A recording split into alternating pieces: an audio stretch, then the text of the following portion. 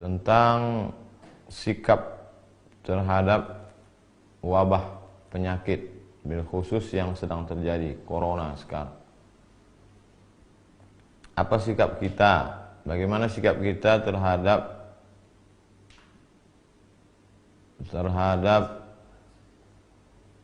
beberapa daerah yang mengosongkan masjid, tidak melaksanakan sholat Jumat dan sholat berjamaah? Apakah sebaiknya kita sholat ke masjid atau di rumah pada saat bencana, pada saat wabah?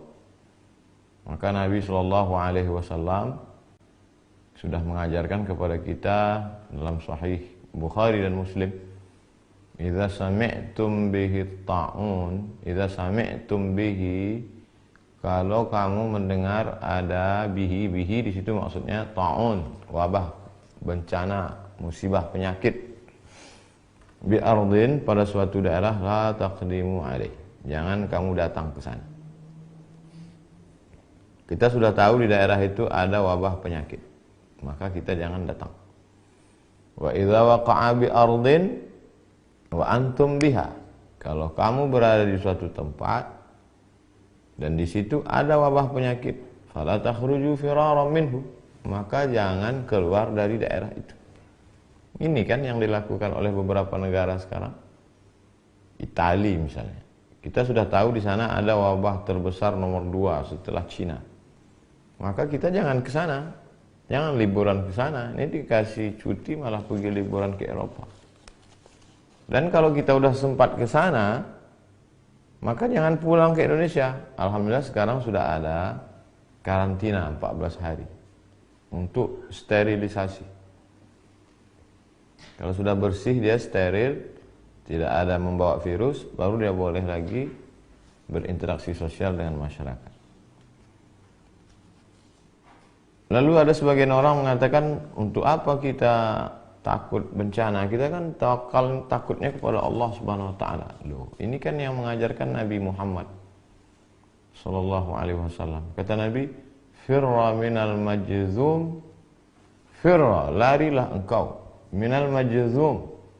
Kalau ada orang yang terkena penyakit menular, di sini dalam konteks ini Nabi menyebutkan penyakit kusta. Firra minal, larilah engkau dari orang yang kena penyakit kusta, firaraka minal asad, seperti engkau lari dari singa. Jadi kita lari dari suatu daerah kawasan yang banyak virus itu bukan kita lari dari takdir. Bahkan pada masa Sayyidina Umar bin Khattab ada suatu lembah, di situ banyak wabah, hama, virus. Kemudian kata Umar bin Khattab, mari kita pindah ke tempat yang tidak ada manusia di situ, yang bersih, steril. Loh, kalau begitu kita lari dari takdir, kita pindah dari takdir yang buruk ke takdir yang baik. Nah, jadi bukan berarti ketika ada orang terkontaminasi bakteri lalu saya tidak takut pada bakteri, hanya takut pada Allah. Itu tidak betul. Kita sudah meninggalkan sunnah Rasulullah SAW. Bagaimana kalau ada orang yang jelas-jelas tertular, kena virus, lalu dia ingin bersalaman dengan kita? Zaman Nabi pernah itu. Ada orang yang sudah terkena penyakit kusta menular. Kata Nabi, inna qad bay'anaka farji'. Kami sudah membaiat engkau. Sudah berbaiat. Farji, mestinya berbaiat itu salaman. Tapi kata Nabi, karena dia kena penyakit menular, inna qad bay'anaka. Sudah, farji, pulanglah. Tidak perlu bersalaman. Jadi yang kita lakukan hari ini, tidak berinteraksi sosial dengan orang yang dikhawatirkan menularkan virus, tidak bersalaman, bukan meninggalkan sunnah, justru sedang melaksanakan sunnah. Apakah wabah ini hanya baru sekarang terjadi? Kita baca apa yang disebutkan oleh Imam Az-Zahabi dalam kitab Syiar A'lam An-Nubala. Wa kana al-qahtu 'aziman bi Misra. Pernah suatu masa terjadi di Mesir itu masa paceklik. wabil Andalus.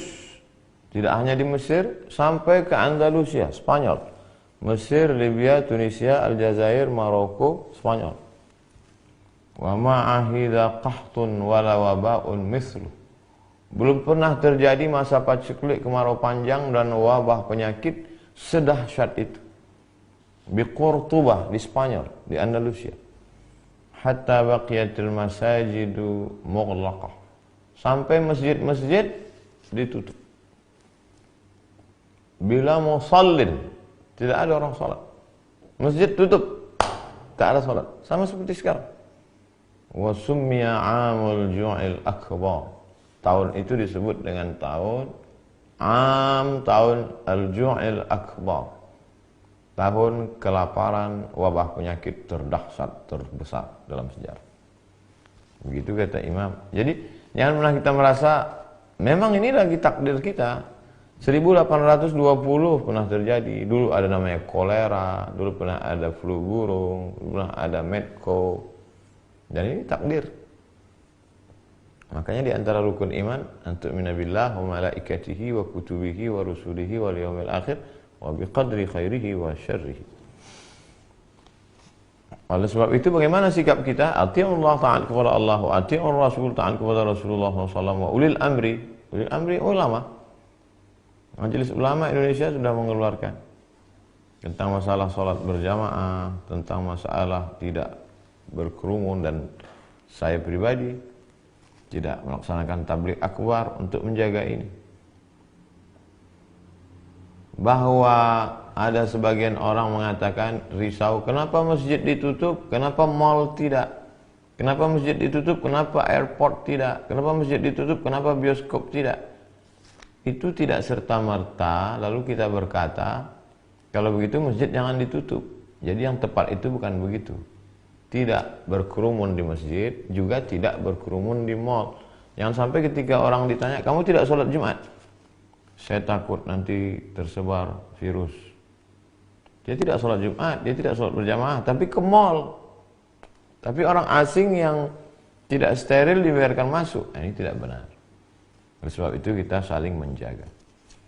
Saya percaya kepada Majelis Ulama Indonesia dan khusus Mesir, karena saya alumni Al-Azhar, ikut Hay'atu Kibar Ulama Al-Azhar. Saya sebagai orang yang awam, tidak berilmu, ikut ulama-ulama guru-guru kami di Azhar yang sudah mengeluarkan keputusan pada tanggal 15 Maret 2020 tentang gugurnya sholat Jumat dan sholat fardu. Perlu kita pahami bahwa korban akibat virus corona di Mesir jauh di bawah Indonesia. Coba lihat pengumuman, paling tinggi di atas Cina, setelah itu Italia, setelah itu Iran. Kita, Mesir jauh di bawah. Oleh sebab itu Mesir saja langkahnya begitu, apalagi kita. Wallahu a'lam bishawab. Assalamualaikum warahmatullahi wabarakatuh. Waalaikumsalam warahmatullahi wabarakatuh. Bagaimana cara menjelaskan kepada orang tua yang baik agar selalu tidak merasa bangga karena sudah haji, tidak pamer dan tidak merasa baik, dan menjadi wanita sholihah itu seperti apa? Wahai bapak-bapak, orang tua yang anaknya sudah ngaji, sudah diajarkan di rohisnya, di sekolahnya, di kampusnya tentang tawadu, rendah hati, tiba-tiba setelah dia pulang ke rumah, dia mendapati orang tuanya masih angkuh dan sombong walaupun sudah haji. Maka kita perlu merenungkan apa makna dari ibadah. Semua ibadah dalam Islam itu ada tujuannya. Salat, inna salata tanha anil fahsya wal munkar. Salat mencegah dari keji dan munkar. Puasa, ya ayyuhalladzina amanu kutiba alaikumusiyam kama kutiba alal ladzina min qablikum la'allakum tattaqun. Tujuan puasa takut.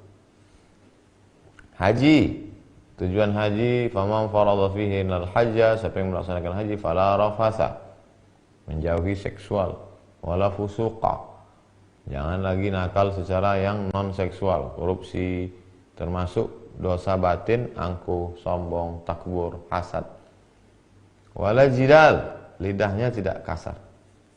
La yadkhulul jannah, tidak masuk surga man kana fi qalbihi, siapa yang dalam hatinya mithqala habbatin min khardalin min kibrin, ada sombong sebesar biji sawi.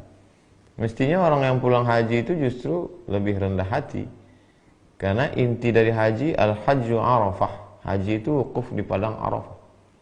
Di padang Arafah dia sudah melihat tidak ada orang kaya, tidak ada orang miskin, tidak ada ulama, tidak ada rakyat jelata, tidak ada penguasa, semua pakaiannya sama. Oleh sebab itu, di antara pesan hikmah di balik ibadah haji adalah tidak angkuh dan tidak sombong. Cukup share video ini ke orang tua, sahabat, kawan yang sudah haji tapi justru makin sombong. 2. Menjadi wanita salihah. Yang pertama, al-imanul qawi, imannya mesti kuat. Yang kedua, al-iman al-aqidatul matinah, imannya kuat. Yang kedua, sahihul ibadah, ibadahnya mesti benar. Yang ketiga, al-akhlaqul karimah, berakhlakul karimah. Ada orang sopan, baik, lembut, tapi akidahnya menyimpang, tidak betul. Ada orang rajin ibadah, rajin sedekah, tapi lidahnya kasar, berarti akhlaknya kurang. Seorang baru dikatakan baik kalau cukup 3. Al-aqidatul matinah, akidahnya, tauhidnya benar, la ilaha illallah Muhammadur Rasulullah. Kemudian setelah itu al-ibadatus sahihah, sahihul ibadah, ibadahnya benar menurut tuntunan sunnah Rasulullah sallallahu alaihi wasallam. Yang ketiga, al-akhlaqul karimah, berakhlakul karimah. Berdosakah seorang ibu jika saat anak membangun rumah tapi uangnya dikorupsi oleh ibunya? Datang seorang melaporkan ayahnya kepada Nabi SAW. Ya Rasulullah, ayah saya mengambil harta saya. Kata Nabi, anta wa maluka li abik, engkau dan hartamu milik bapak. Jangankan engkau, jangankan hartamu, engkau, anta wa maluka li abik, engkau dan bapakmu, engkau dan dirimu milik bapak. Nabi sedang mengajarkan bakti seorang anak kepada orang tua. Tapi pun meskipun begitu, tentu ada batas kewajaran. Kira-kira yang wajar itu berapa? Kalau sampai di atas lebih dari kewajaran, tapi jangan gara-gara itu sampai seperti yang kita lihat di pengadilan. Seorang anak menuntut ibu hanya karena sebatang kayu yang dipotong. Oleh sebab itu tidak benar. Jadi dalam hal ini mesti dilihat batas kewajaran. Ibu mengambil uang untuk keperluan dia sehari-hari. Kira-kira batas yang normal, yang wajar itu berapa untuk kebutuhan seorang ibu? Makannya, pakaiannya, dia ambil, baik. Tapi lebih daripada itu, maka mesti diberitahu. Bukan anak yang beritahu, tapi ada orang lain yang ucapannya didengar oleh si ibu. Wallahu a'lam bishawab.